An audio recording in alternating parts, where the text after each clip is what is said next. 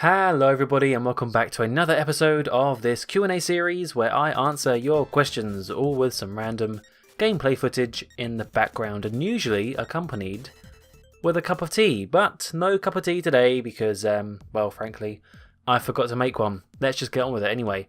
Actually, before I start, let me quickly mention if you'd like to submit your own question, check the description of this video. There should be a Google link to a Google form, and there you can put your question, put your name, and I will eventually answer it in a future video. Okay, now we get on to it. The first question is from Ben Not Garrulous Wells. Okay, I'm not sure what garrulous means, but his question is, what celebrities have you seen in person? I once saw a popular daytime talk show host whilst walking in New York. She was standing by the door of a building under the eave so as to avoid the rain and people.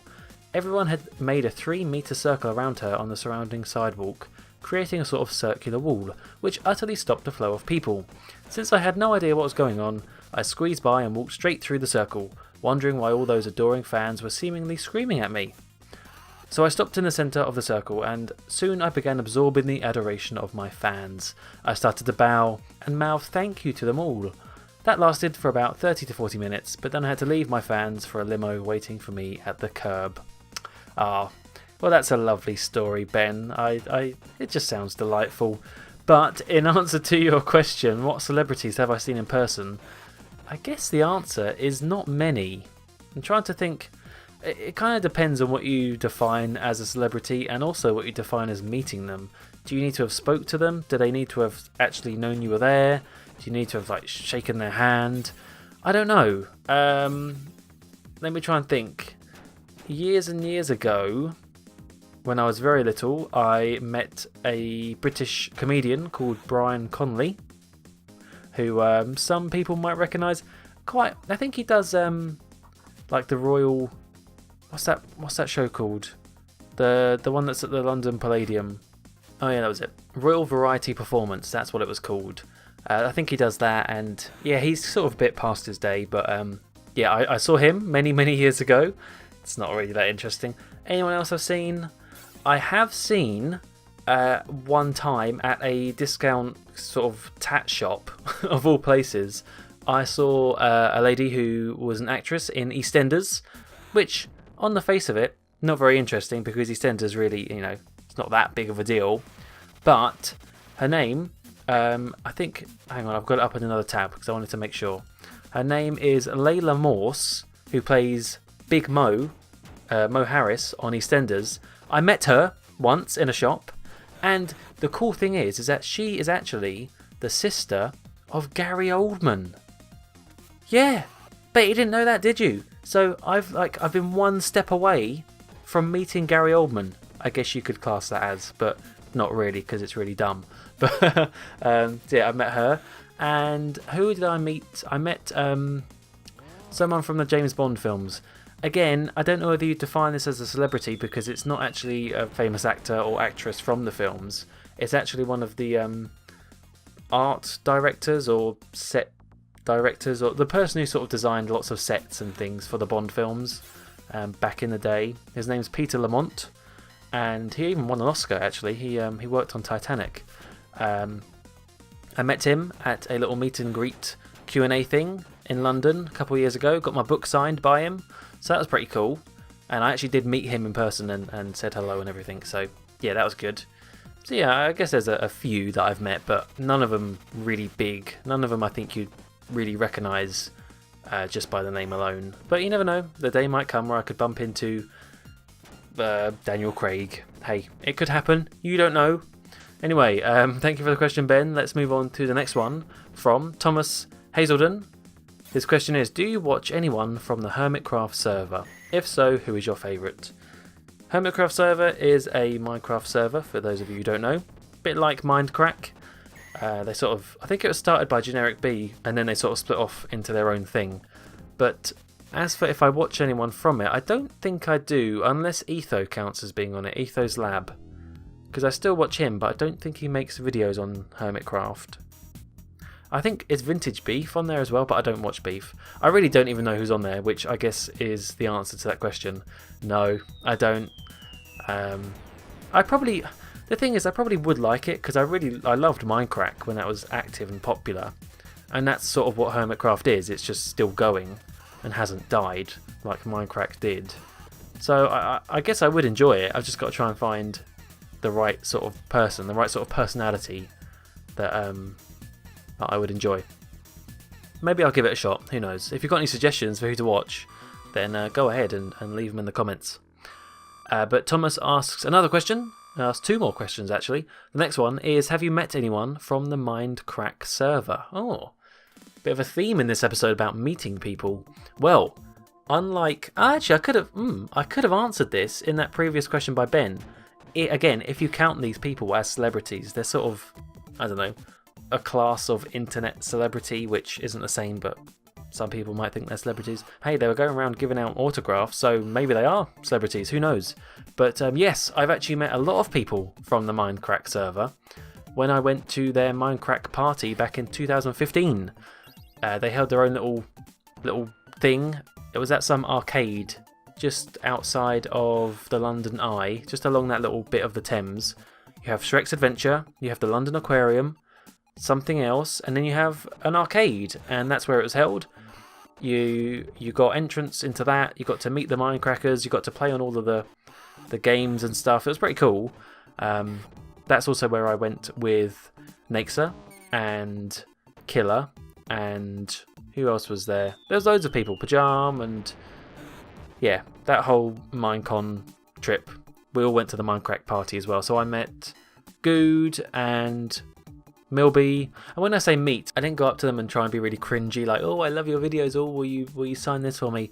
I think maybe at most I just sort of said hey to a couple of them. Didn't have any pictures taken with them because I don't know, I didn't really feel like I wanted to do that.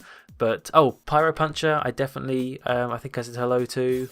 Seth Bling, because he was actually speaking to Naxa and complimenting his English, and I was there with Naxa when he did that. But yeah, pretty much most of the Mindcrackers. Jeff almost played, Jay Sano, almost played some table tennis with Jay Sano, except I let Killer do that, the biggest Killer.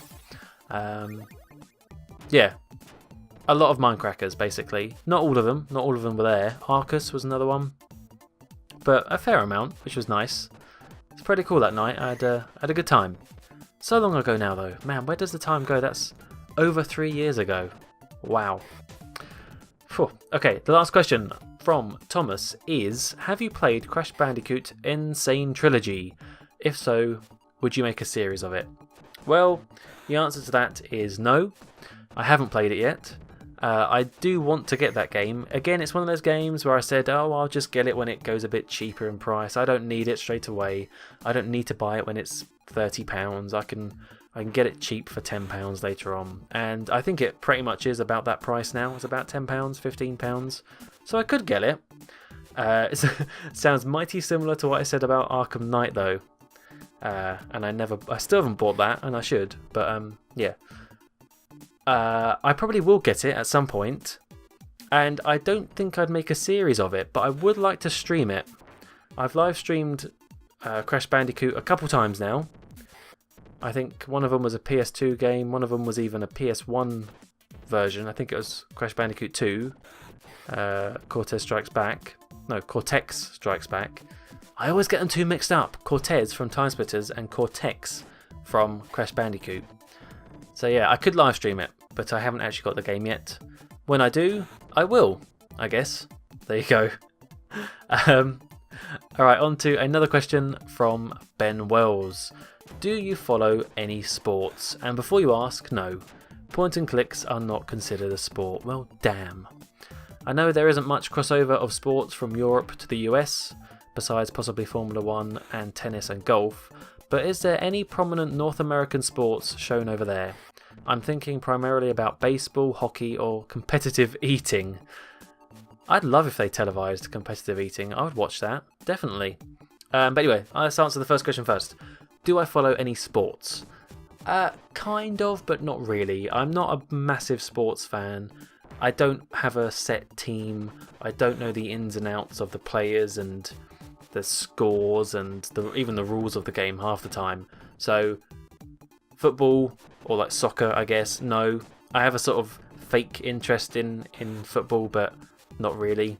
I do like tennis.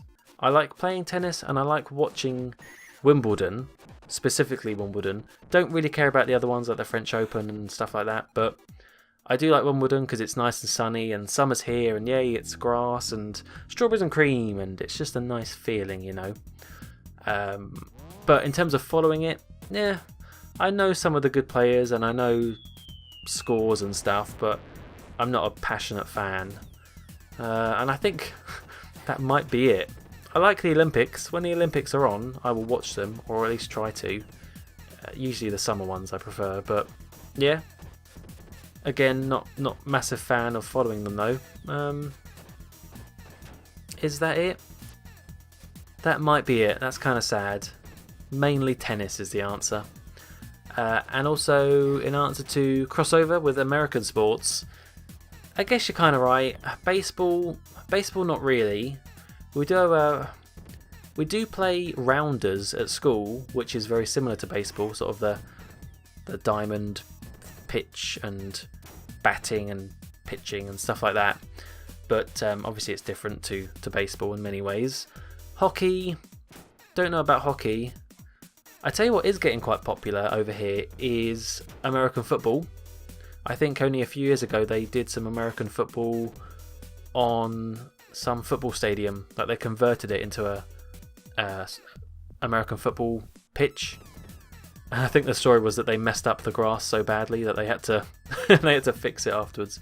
But yeah, American football is quite popular, especially the Super Bowl. More than ever, it's becoming like a thing to do here in the UK as well, like Super Bowl night, especially with students. Since I work at a students' union in a university, I can see a lot of the student events and all the things they do, and Super Bowl night is a very, very popular one. All the bars and clubs dress up in American stuff, flags and beer pong and stuff like that, and you know, make it really cheesy and tacky, which is what they tend to do. But yeah, they usually show the Super Bowl on big screens all night because of the time difference, and yeah, that's really popular. So American football, yes, I think that's getting more popular over here. But I think that's pretty much it. Could be wrong. Like I said, not a massive sports nut, so I'm not the best person to ask. But that's what I feel is the case anyway. And finally, the last question for today, might be a bit of a shorter episode today, is from Kyle Bennett, who asks, what games would you want to let's play in the future and why? Well, I think I've had this question a few times, and I never really can answer it because, to be honest with you, I don't really think very far ahead when it comes to Let's Playing. I sort of just go with whatever I feel like I'd want to play next.